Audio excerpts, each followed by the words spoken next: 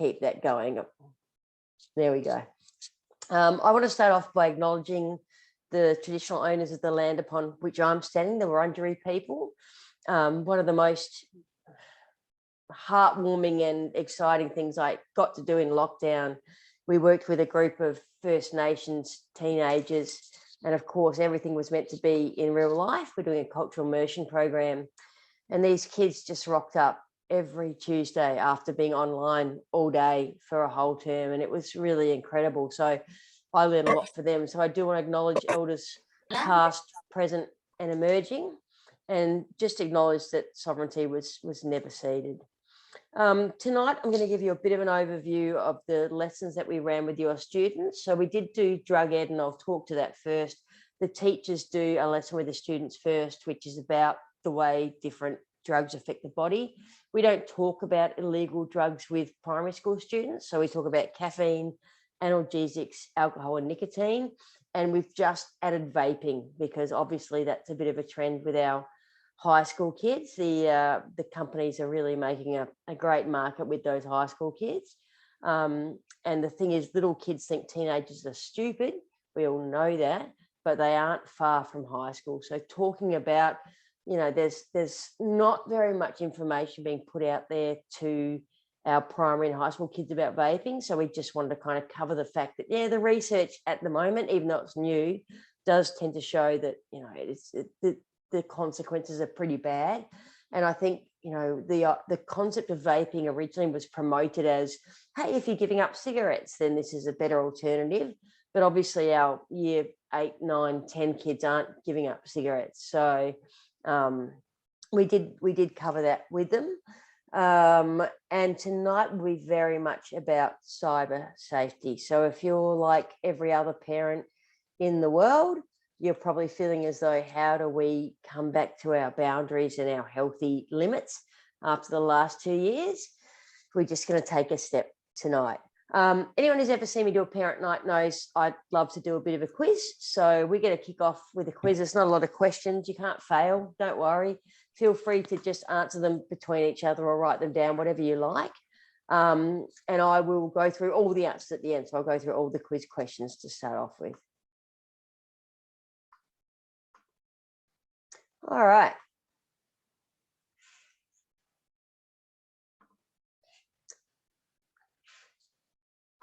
Question 1, how many Aussie kids, and this is kind of in those middle years, age 8 to 15, so they have experienced cyberbullying? Is it 20%, 10% or 5%? And like I say, I'll go through all the answers at the end. So have a bit of a chat if you're there with someone else, or jot it down, whatever makes you happy. This is the one benefit of doing these things online. Oh, good question. Sorry, good question from Lizzie. Lizzie, great question. Thank you so much for asking it. Tonight, the session is not for children. And the reason is we're going to talk about a few concerns with cyber safety that you might not want to have to chat with your kids yet. So thank you for asking that. I'm sorry I didn't say that at the beginning. So yeah, tonight, grown-ups only. Grown-ups only. So send the kids off to do their homework or feed the dog or do something. But yeah, grown-ups only tonight. Thank you for asking. All right. Who's more likely to cyberbully? Question 2. Is it boys? Is it girls? Or is it boys and girls equally? And question 3, what percentage of Australian parents and carers do not actively monitor their children online? So that means that they're not checking their search history, or they're not looking over their shoulder and those sorts of things. So what percentage of Aussie parents or carers do not actively monitor their children's online activities? All right, question 4. In 2016, which these days feels like a long time ago, but it's really not long in terms of, you know, the arc of history, the TikTok app had been downloaded 60 million times. So how many times has it been downloaded now? So that's only 6 years ago. Is it 100 million, 600 million, 690 million, sorry, or 2.6 billion? In 2016, the TikTok app had been downloaded 60 million times. How many times have we downloaded now? 100 million, 690 million, 2.6 billion.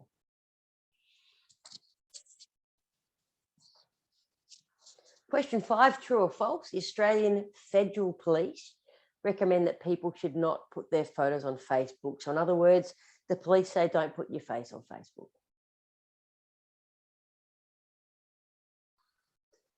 Question 6, what percentage of Australian families say technology is one of the biggest issues of sources of conflict for them and their families? So what percentage of Aussie families say technology is one of their biggest sources of conflict? 25%, 33%, 66%, or 75%?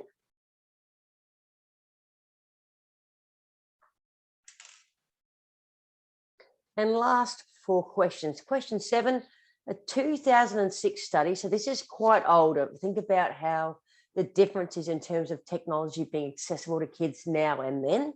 So this is quite an old study. It's an Australian study, found that teenagers 13 to 16 found that 60% of girls in the study had seen online pornography. What percentage of boys in the study had seen online porn?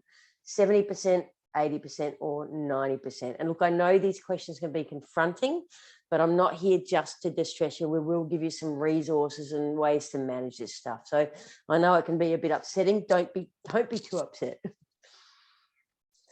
Question 8, much more recent. In 2020, an internet filter installed on children's devices in Sydney schools found that what percentage of children aged under 8, so this is grade 3 and lower, had attempted to access online pornography? 5%, 15%, 25%, or 33%?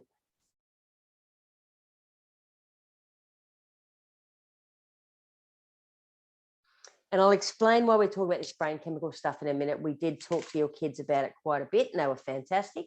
Question 9, what is the main neurochemical or the hormone released in social media interactions? Is it oxytocin, adrenaline, or dopamine? So this is like your TikTok, your Snapchat, your Instagram. So those sorts of platforms, the main neurochemical released in those platforms, oxytocin, adrenaline, or dopamine. Oh, you can't. Do you get the compass, please? Oh, Andrea, okay. I'm just letting you know you're not on mute. Sorry. Don't apologize. Every single person here has done it, like every single person. And question 10, what is the main neurochemical released in online gaming? So again, oxytocin, adrenaline, or dopamine?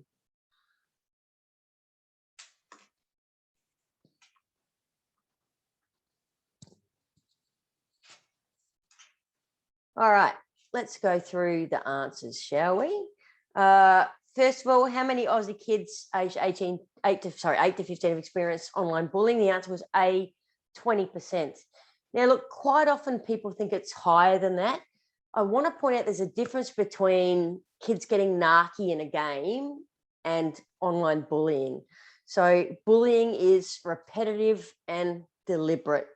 You know, kids get frustrated with each other and make a nasty comment. Our kids have less resilience coming out of COVID, probably like all of us, but it's 20%, so it's 1 in 5, which is still way too high. Australia is the only country in the world with an e-safety commissioner for children, and I'll direct you to their website at the end because it is fantastic. But of those 20% of kids who get cyberbullied, it's actually only about 5% who tell a grown-up. And the reason for that is kids are absolutely terrified that we're going to ban them from their technology. It is the thing that they are most terrified about. And we'll talk at the end about consequences for behaviour. All right, who's more like the cyberbully, boys, girls, or both? I think it's kind of intuitive. It's girls. So girls, the first thing I said is that the internet is a gendered platform. Girls are twice as likely to cyberbully, and they're also twice as likely to be cyberbullied. And there's some reasons for that. It's not just the fact that girls are mean. It's the fact that when girls and boys are online, boys spend more time gaming, girls spend more time on social media. So social media is all about, do you like what I've delivered? Do you not like? And it kind of invites nasty comments if kids are having these sorts of discussions. But like I said, the internet is a very gendered place. If I type schoolboy into Google Images, I'll get a picture of a little boy in a school uniform. If I type schoolgirl into general Google Images, I'll get something quite different. So when we think about the internet, we do need to recognize it's a heavily gendered place, and experiences for boys and girls, there is some crossover, but there's also some things that are quite different. And we need to be really targeted in how we talk to our kids and have a look at what they're doing online. All right. Now, I've been talking to a lot of parents and teachers who are parents this year who are all beating themselves up because they feel like they've done a terrible job in COVID, and they tried really hard for the first year to manage their kids' online behavior. But then, it just all got a bit hard last year. So this tonight is not about feeling bad. It's about the fact that we are all in the same boat. So what percentage of Aussie parents do not actively monitor their kids online? The answer was D, 60%. So if you are not actively monitoring your kids online, you are in the majority. Okay, don't beat yourself up. I'm not saying keep doing it, but I'm saying it can be exhausting, and particularly after the last 2 years. So many parents I talk to say we had really good boundaries in before lockdown, and then they all just went to hell. So let's recognize the fact that to be constantly monitoring your kids' online activity is a challenge. How can we do it that's not so difficult? All right, question 4. In 2016, only 6 years ago, TikTok had been downloaded 60 million times. How many times now? The answer is C, 2.6 billion. Now, TikTok is at the moment the most common platform that primary school and early high school kids use. If you've got a kid, you might already know they love TikTok, okay? But the problem is with 2.6 billion people on TikTok, there is always a very high chance that kids are going to see things that are not age appropriate. And look, I've got TikTok, and I remember even during the last couple of years, sometimes going on it and seeing things, because it's that whole rabbit hole, tells you what you want to see, seeing things about Black Lives Matter and stuff like that, things that, might be good issues, but really violent real-time footage. Now, for me, that was distressing as a grown-up. If our kids are seeing that stuff without all the world experience, I suppose, different perspective we have, it can be very distressing. So I'm not saying TikTok is the devil. I'm not saying that at all, but I'm saying it is, it's not just some happy singing dancey little platform. 2.6 billion users. There's going to be some complex issues that are displayed on that. All right, true or false? Australian Federal Police recommend you should not put your photos on Facebook. Thumbs up for true, thumbs down for false. Yeah, it's true. So this isn't just me being, a wowser. The police say that you shouldn't do this. Now, as grown-ups, I think we take less risks than our children. Now, I had a lovely chat with your kids, and I said, "Oh, how many of you grown-ups say don't put your photo?" And oh yeah, my mum, my dad, my carer says don't put your photo on. Okay. And then I said, "Oh, how many of you, your parents or carers, have photos of you on Facebook?" And they're all like, "Oh yeah." So most of us put our kids on Facebook or Instagram, whatever, because our kids are so cute and brilliant and wonderful, and we want to share them. So then I shared a number with them. 600,000 Facebook pages get hacked every day. And those are Facebook statistics. Now, Facebook obviously on Instagram doesn't release their statistics, but I've done some work over the years with what used to be SOCA, which is the Sexual Offences and Child Abuse Unit. And there have always been bad grown-ups, but it has become so much easier for predators to access images of our kids online. So I totally understand, and not all my family would agree with me. I totally understand us wanting to share our images, but I question whether we need to. My own daughter, who's currently in Paris and sending me photos of the Eiffel Tower, making me very, very bitter. My own daughter, when she got social media, we just forbid her to put images of herself online till about 17. Did she break the rules? Yes. Was it a struggle? Yes. Did it cause conflict? Yes. It was a pain in the butt, but it was just like, do I want unsafe people seeing images of my daughter? Not. At the very least, we should not let our children put images of themselves online, because it's just, it's the Wild West out there. So again, feel free to disagree with me. just put in my 2 cents worth. All right. What percentage of Aussie families say that technology is one of the biggest sources of conflict? The answer was C, 66%. Hands up if technology is a source of conflict in your family. Yeah. So we had a lovely chat with your kids about the fact that technology is designed to be addictive. And if your family is fighting around technology, getting off technology, how much, then again, you are not failing as parents or carers. You are literally having the lived experience of 2/3 of Australian families who are dealing with this massive interrupter that is technology. And we'll talk about that a little bit more. All right, last 4 questions. Question 7, 2006 study of teenagers aged 13 to 16 found that 60% of girls in that study, and this is a long time ago, had seen online pornography. What percentage of boys had seen online porn? 70%, 80%, or 90%? The answer is 90%. And I would suggest maybe 10% of those boys aren't telling the truth. So this is the new reality of the internet, and we'll talk about it some more in a minute. So let's go to the primary school kids, because this used to be a high school issue. I have the really unpleasant task of teaching sex education and respect for relationships to year 9 students. It is, and I can't, it is the worst. It is literally the worst. But this used to be a high school issue. So let's go to the next question. Question 8. In 2020, an internet filter company, and this is in Sydney, so this is recently, and in Australia, found that what percentage of students under 8 had tried to access online pornography? 5%, 15%, 25%, or 33%? The answer is D, 33%.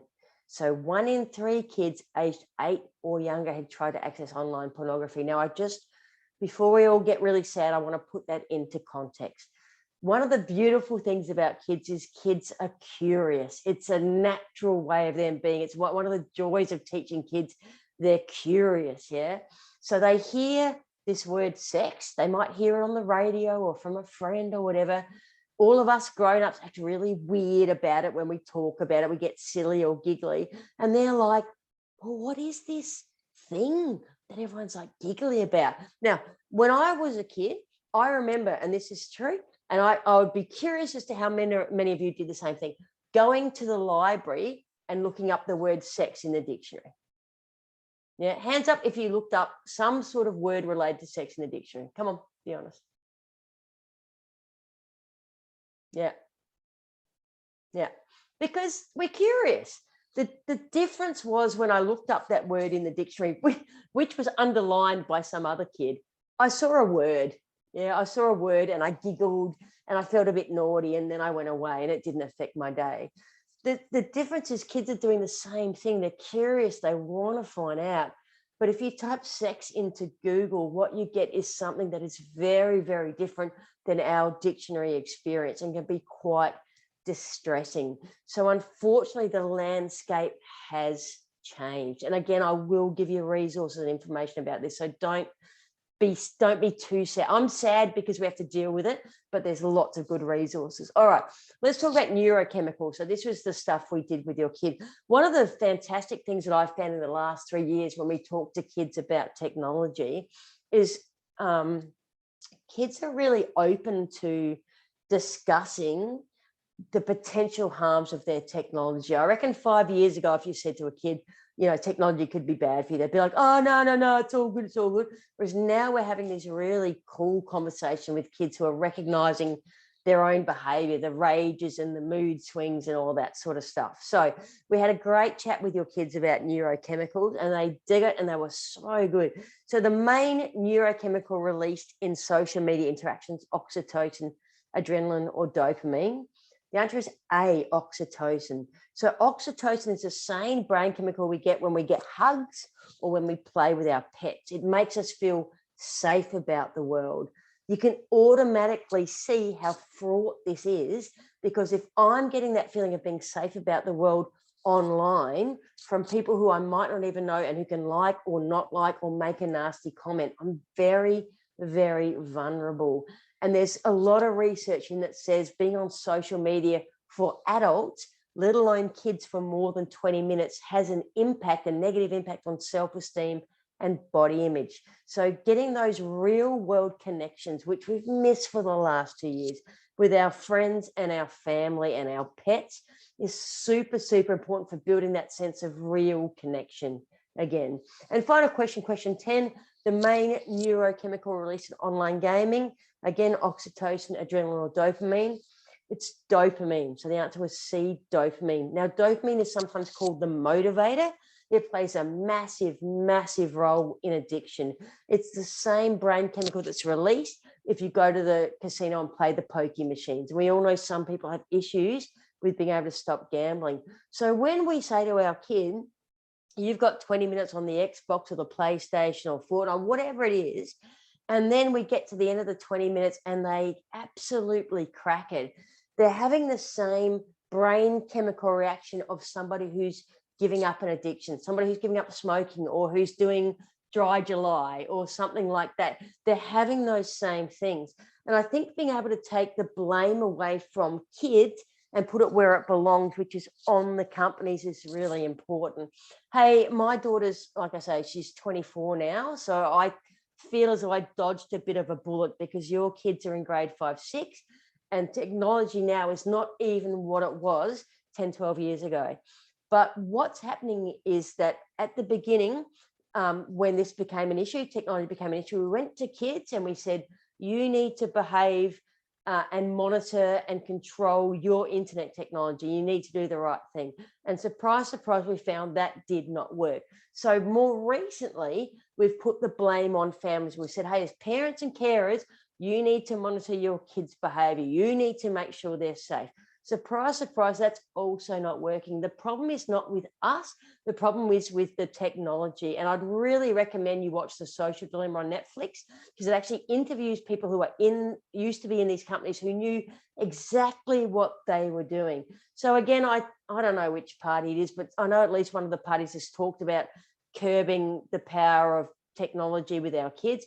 We really need to demand this. If any of these harms were accessible in any other way, we would be up in arms. It's just kind of crept up on us. So again, if you're struggling as a parent or carer, you are not alone. But again, the more information we have, the better. All right, I'm going to hop into what we've covered in the cyber lessons.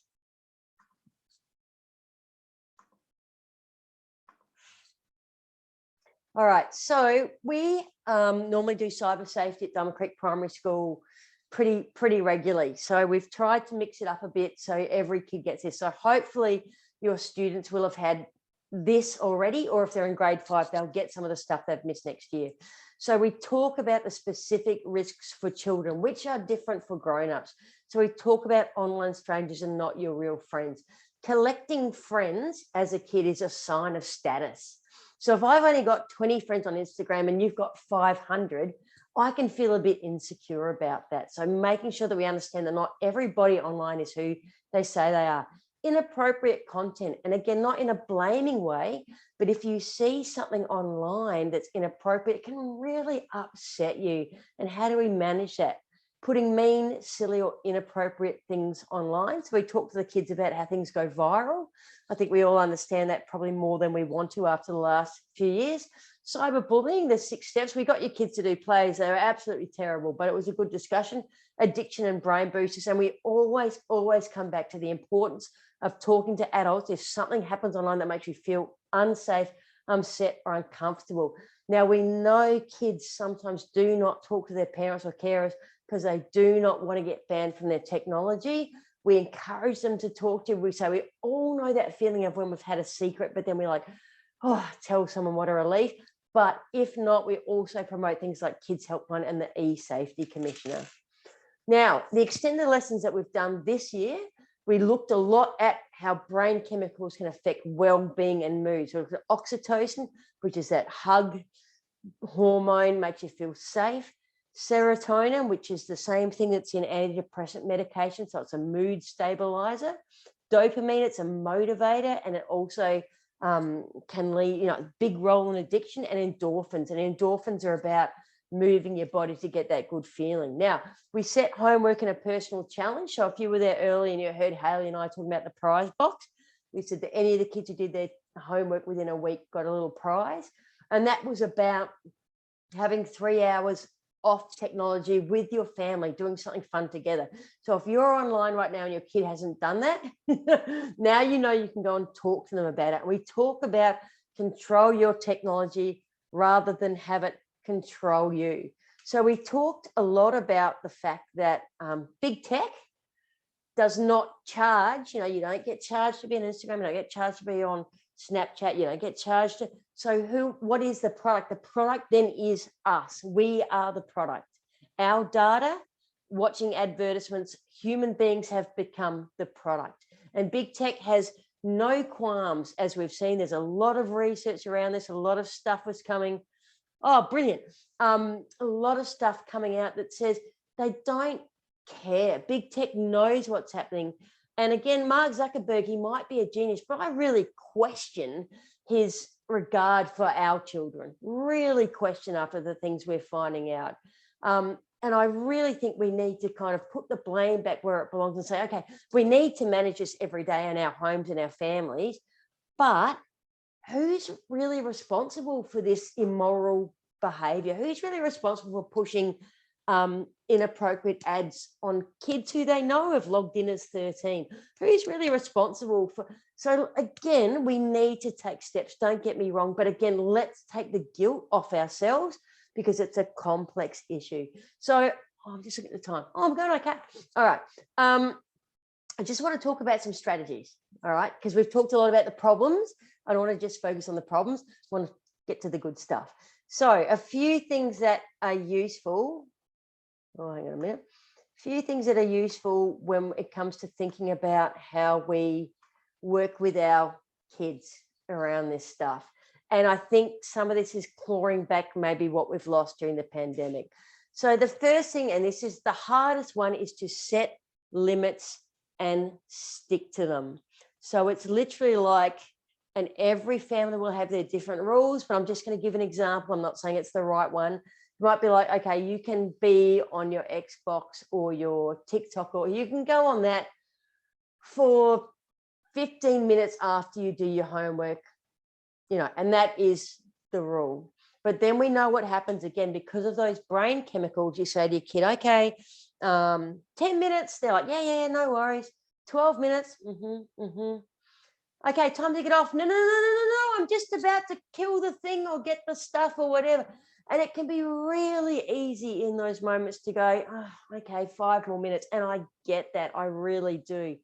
But because of the nature of these things, we need to be training our kids to log off, to get off. And I know there will be frustrations and tantrums.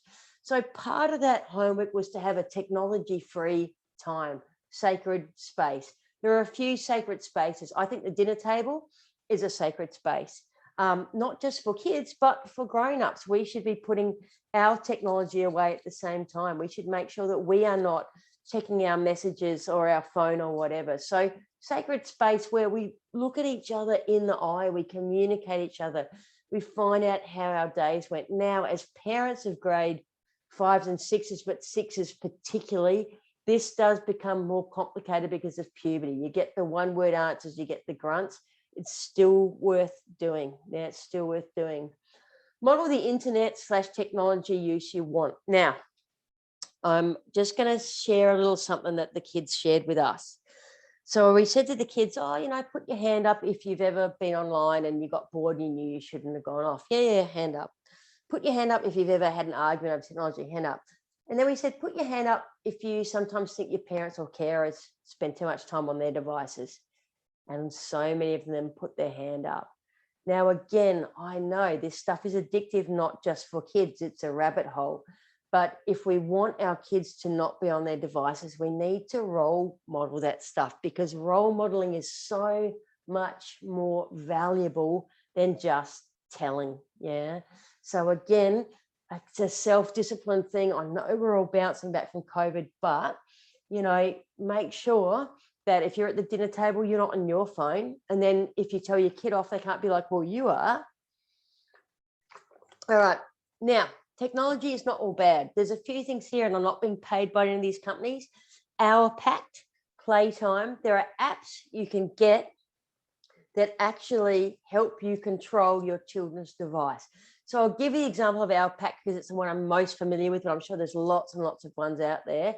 What it means is you can actually log into your child's device and say, okay, between 7 and 9 in the morning, none of their game apps are available. Yeah. And what it means is that children get used to the fact that their device, sometimes they have to use it for school, but they don't get distracted by YouTube or the games or whatever. Now, my experience with this through other parents, and again, there's no silver bullet, says that a lot of the time families find it difficult to implement this, but once it's been on kids' devices for a while, it reduces so much of those arguments and that conflict. So again, rather than the daily argument, the daily frustration, if you can get technology on your kids' devices that helps you all fight less, just do it. Be kind to yourselves, whatever works. Have a family media plan. So I've put some stuff in there, and I will send this PowerPoint through to Hayley tomorrow. So that's about, what do we want to get out of media as a family? Like, we've got access to all this media, but how do we make it help us as a family? Like, and what places is it actually diminishing our happiness, and what places is it actually making us happier? And then let technology be your friend. So there's no way for most of us that we could keep up with all the things our kids want to do online. Yeah, this game or that game or this platform, and then it changes all the time. Common Sense Media, and again, this is in the final page, is a great friend, okay? In as much as it's a website that critiques games, movies, websites, all of those things from the perspective of other parents. So it might be like, my kid's playing this game and it's really good because there's no in-game chat, but some of the names are a little bit silly. So again, it's really hard for us to keep up with everything. This is a great way to actually, cut a few corners to still get the same result. All right, some of the essentials: educate yourself. So first of all, thank you all for coming tonight. I know we're all sick of screens, I get it, but the fact that you've even spent this time logged on means that you're making the effort, which so many people don't, to get a bit more information to empower yourself. Co-share social networking. If your kid has a YouTube or an Instagram account or anything like that, make them have it using your email so that you've got a shared login. Now, will kids be deceptive about this? 100%. But I think that you've made it really clear, hey, I don't mind you being on whatever social media, but if you're going to be on it, I need to be able to see everything that you're doing, because I'm your parent. It's my job to protect you. Yeah. Use social contracts, and I'll show you one of those in a minute. There's, again, a lot of them on the E-Safety Commission website. Remove technologies in logical, expected, and reasonable ways. Now, this is really tricky because sometimes we get really frustrated with our kids that they didn't clean their room. So we're like, okay, you didn't clean your room, you're banned from your iPad. And this makes kids deceptive. And it's tricky because if our kid did something stupid on their bike, we'd say, okay, you don't get to ride your bike for a week. But if we say to kids, okay, you did something silly or dangerous or mean online, you don't get to use your technology for a week. What we actually know from the research is kids become deceptive. So what that means is when things go wrong, they don't tell us. And again, it's not because kids are bad. It's because technology is a really big status attribute for kids. It's very important in their lives, not just for them personally, but also for how they talk to their friends about what they've been doing. So again, have that chat with your kids. For our daughter, we had one really firm rule, which is if we see you being mean online, then you will be banned. Like, that was an absolute clear one. Everything else we could sit down and talk about, but every family is different. Talk and ask, keep communication lines open. It can be really easy to be dismissive of what kids do on technology, like, oh, that's such a stupid waste of time, but it matters to them. So if your kid loves Fortnite or loves, oh, what's the latest one where you've got to be a murderer or whatever. Anyway, you guys would know the ones. Don't just dismiss it. Yeah, have a chat with them. The car's a great place to chat because you don't have to look at each other. It'll make all the difference if and when things go wrong. Don't be sort of ask for advice or help. We're actually, again, all in the same boat. If you've rocked up to this being like, oh, I'm a terrible parent, I'm not monitoring my kid online, you've just found out you're in the majority, okay? So don't judge yourself, and be kind to yourself. Get whatever advice or help you need. Play along, don't judge, yeah? Get involved with what your kid's doing. And remember, children have a different capacity than adults. So if you are struggling to get off your Candy Crush or checking your Facebook or your Instagram, as a grown-up with a fully developed brain, I think we can understand why it's difficult for our kids. All right, real quick, family contracts. I'm not going to go through this. You can read this in your own time when I send through the PowerPoint. This is off the eSafety Commissioner website. It's sitting down with your child, having communication and understanding that, hey, this is what we need to do.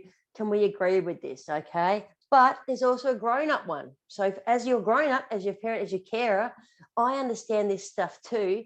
I'm going to take an interest. I'm going to educate myself. I'm going to supervise.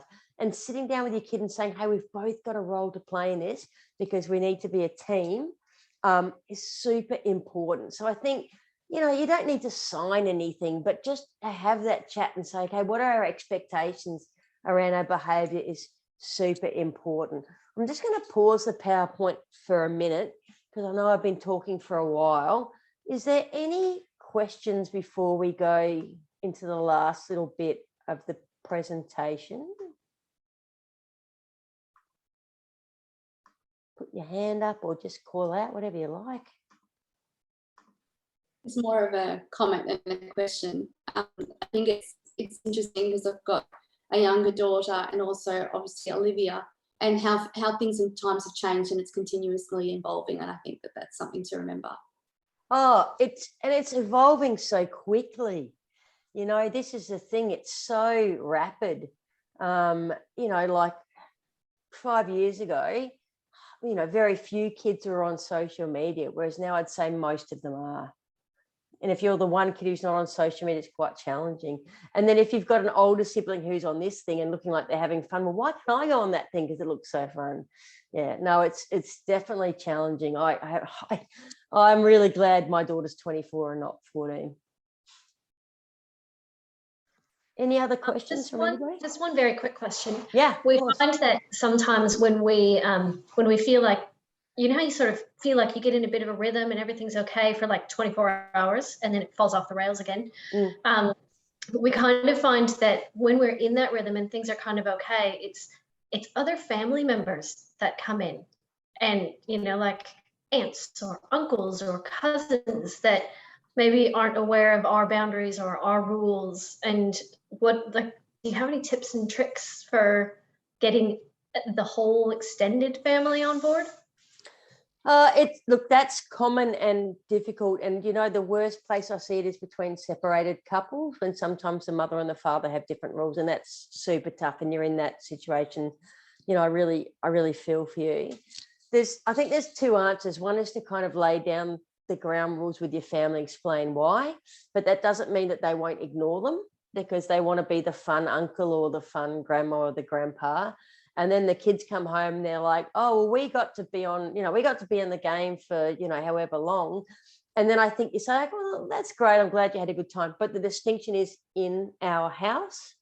That's not the way. It's like you can maybe have ice cream before dinner at grandma's, but at home we don't do that. Like that's the joy of a grandma. She gets to give you ice cream before dinner or let you play among us. That's what it is, whatever it is. But when you're at home, you know, because we have the hard job. Yeah.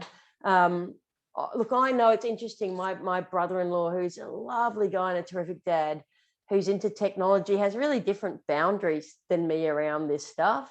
And I think it's just like ongoing civil discussions. And when they don't work, it's like, well, I'm glad you got to play that at your uncle's for an hour and a half. But, you know, tonight, we're just not playing PlayStation, you know, and then they'll get grumpy and you'll be like the joys of parenting. But I'll give you some good news. In the future, you'll be the grandma who gets to give them the ice cream before main course and you'll be super fun. I saw a couple of questions there is there a great question from Andrea. Is there a difference regarding brain chemicals released from TV and social media games, etc.? Yes, there's some fascinating research done on this about the way that TV is a really different experience. So most of us, when we were kids, when we only had TV, we knew, oh, I watched my favorite thing and it's not on until 9 o'clock tomorrow, or it's not on until Tuesday next week. And I know with Netflix and other platforms that we can binge, but there's a really different reaction in terms of how fast those brain chemicals are turning over. So if I watch whatever I watch on whatever platform and I love it, and I'm like, oh, like I want to watch another one. Normally there's only going to be 10 episodes I can watch. So I'm probably only watch the 10 at maximum. And even then, it's the amount of time it takes. So even though I finish the episode, I can't wait to watch the next one. I know I've got to commit to half an hour or an hour to get that brain boost. Whereas if I'm online, if I'm playing Candy Crush, if I'm playing Among Us or whatever, I'm going to get that brain boost in 5 minutes, 3 minutes, 8 minutes. So it really builds in that pattern of addiction. You know, even if you're a cigarette smoker, cigarette addiction, the hormones with that only release about every 40 minutes. So think about how hard it is to give up cigarettes with a 40-minute release pattern compared to someone who's just like getting those little dopamine hits every 3 minutes. Yeah. And that's why we, you know, as much as we probably as kids sat in front of the TV and watched stupid things, we didn't have the same reaction when our grown-ups told us, hey, enough TV, that our kids have when we say enough iPad. So again, it's all brain chemicals. Excellent question. Another question, does the Common Sense Media cover the pros, cons, risks of different websites and apps? 100%. It is like a grown-up's best friend when it comes to technology. And again, I know sometimes we feel like I need to be all over this. Yeah, we can't be all over everything all the time. You know, there's so much stuff out there. You know, Common Sense Media, just, and again, they're not paying me. I just think it's a really good friend to parents and carers. Any other questions?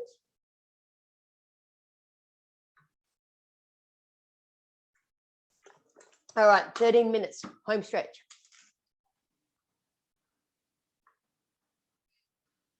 So if you've ever been to any of my parent carer nights, I apologize because I do the same final slides every night, but I just can't emphasize enough how empowering this has been for me as a parent, and also to be kind of really consciously, mindfully thinking about how we parent our kids. So 4 styles of parenting: authoritarian parenting, low love, high limits. So in this style of parenting, the parenting has all the power. Now I had some fun chats with your kids around.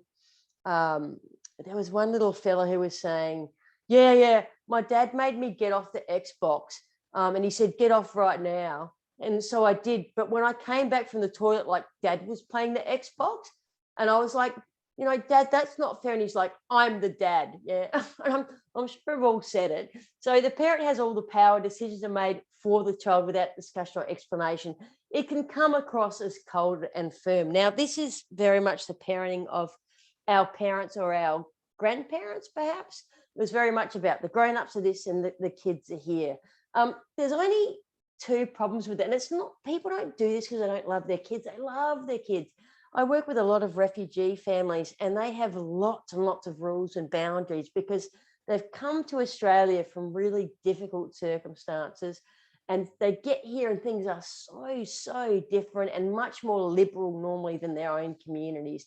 So they put in lots of boundaries, and they're doing it because they want to protect their kids. But there's 2 problems. Number one is we don't want our kids to be passive. We want our kids to have a little bit of spunk, a little bit of pushback, because they practice on us. And if they can push back and have a bit of spunk with us, and I'm not saying being disrespectful, but a bit of pushback, it's actually practicing for them standing up to their friends when they deal with peer pressure.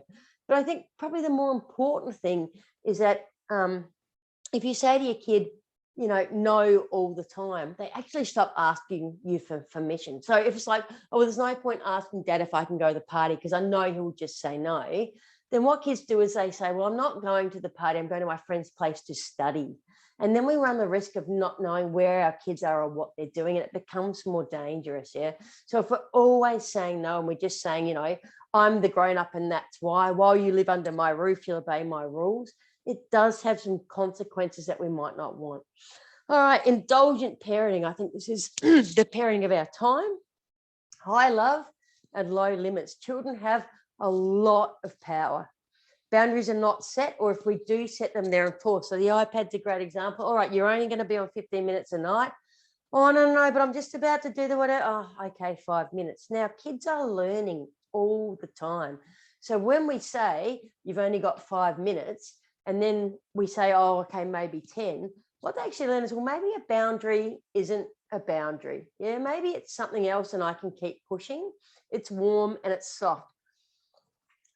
Now, again, I know the reason parents do this is that we want our children to be happy. It's so important to us. But the reality is, in the world, there are certain boundaries. If I rocked up to work today wearing an hoodie because I felt like it, I wouldn't have a job. Yeah, if I rock up to work 15 minutes late every day, I wouldn't have a job. Now, there's some boundaries we can definitely argue about, but there are some that are important for how we get along as a society.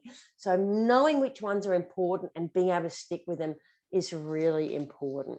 All right, last two, indifferent parenting. Now, none of you are this parent or you wouldn't be here, but I bring it up because quite often your child might have a friend who is the product of this sort of family. So the life is all about the parent. There's low love, there's low limits. Now, there might be reasons for this. There might be mental health issues or drug and alcohol issues.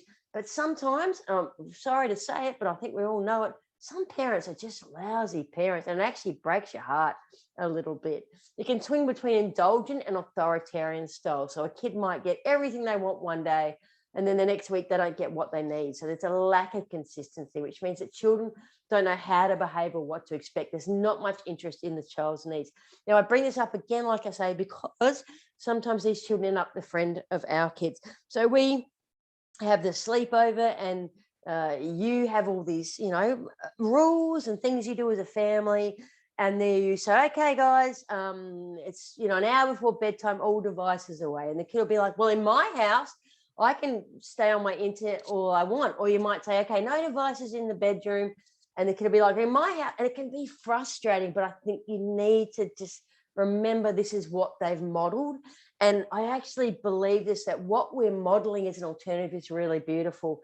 I have a relative who grew up with a totally beautiful, loving, hippie family, but things were complete chaos, like lots of love, but absolute chaos. And I remember her saying she remembers going to visit her godparents, and dinner was on the table at 6:30, bath and bedtime was at this time. And she actually loved it. She loved don't get me wrong, she felt very loved and she loved the family, but those rules and those regulations, those boundaries actually were really beautiful for her. So don't feel bad about them. All right, last one, authoritative parent, assertive parenting, high love and high limits. And those limits come down as your kids get older. So we set clear boundaries and children are allowed some power within those boundaries. Okay, so it's not all about us.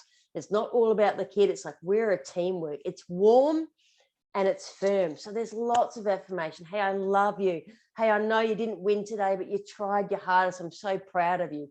And no way in God's green earth are you going out wearing that. Yeah, it's all of that has the best outcomes for children. Now, this all sounds really easy, but it's a little more complicated than you think. And I say this as someone who now has a child in Paris, all right?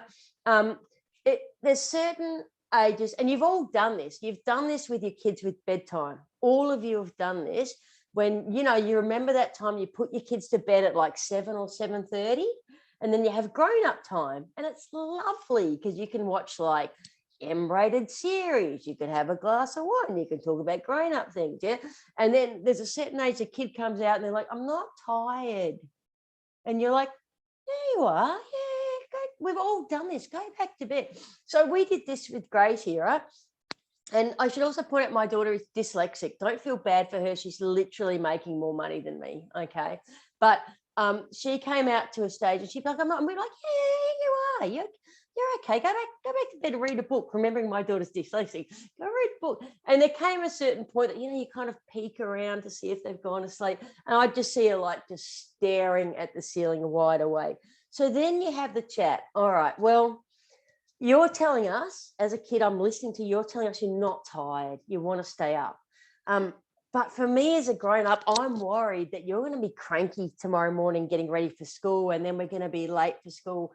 So, okay, we're both recognizing that we both need things. How's about we let you go to bed half an hour later? But if you're really cranky or not getting ready for school, then that'll have to change. Does that make sense? So it's that process of kind of, hey, we're a team in this family. We've actually all got to find a way to work together. And doing that stuff.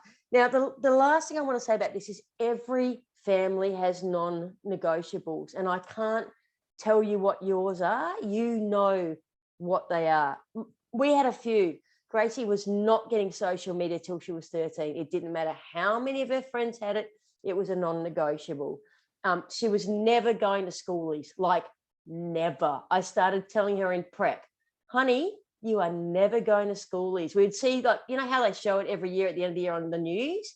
I'd be like, see those people? You're never doing that. She's like, they're really stupid. I'm like, yeah, they're really stupid. You are never going to schoolies.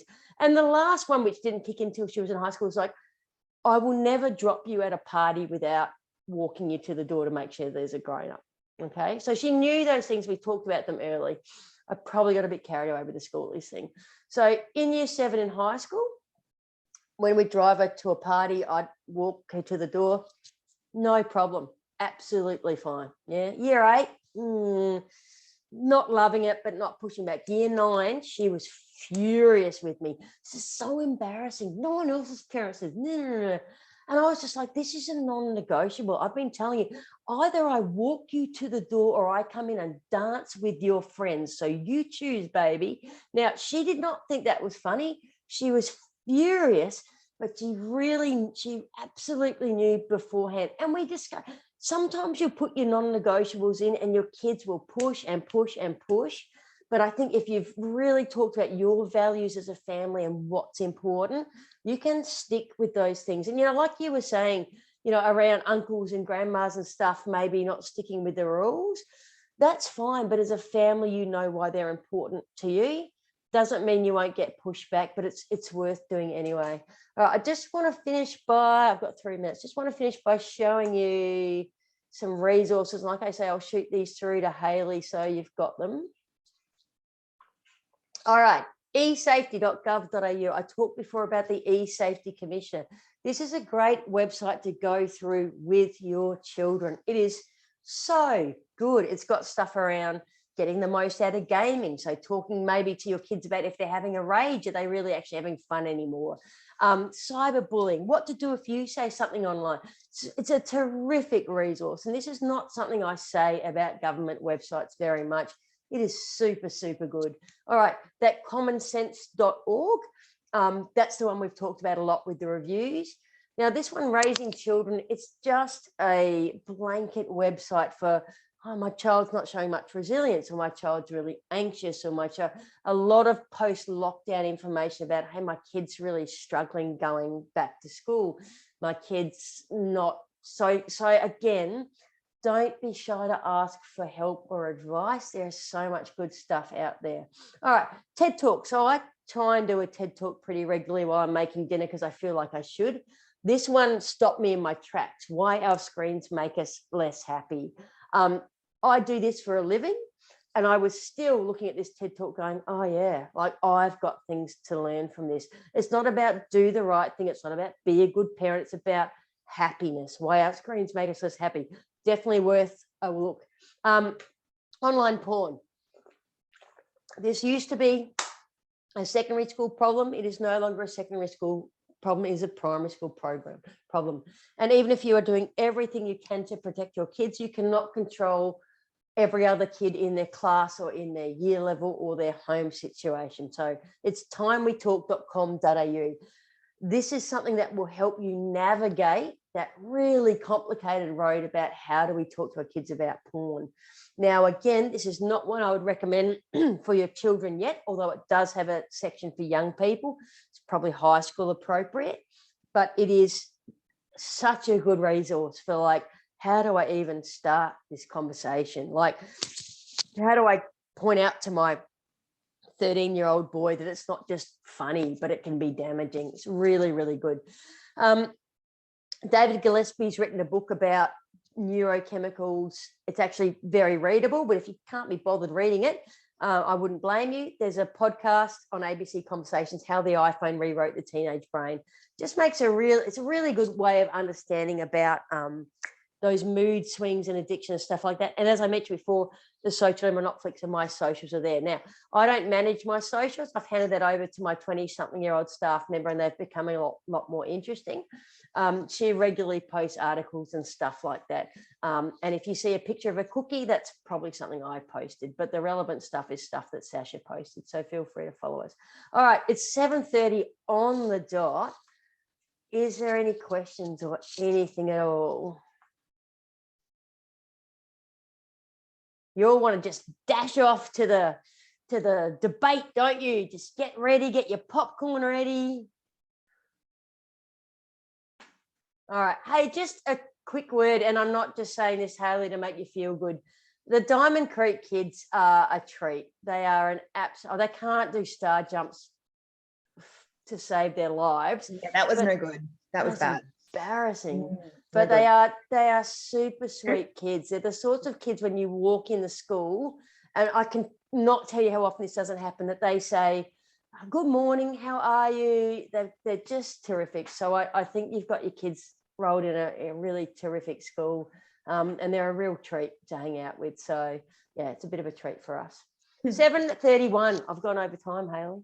Oh my gosh, a whole minute. Thank you so much, Kate. That was just amazing. Such great information. My pleasure. And I'll shoot through all of that stuff and the recording tomorrow, and my email's there too. So if you want anything, just email me, guys. All right, off to the debate.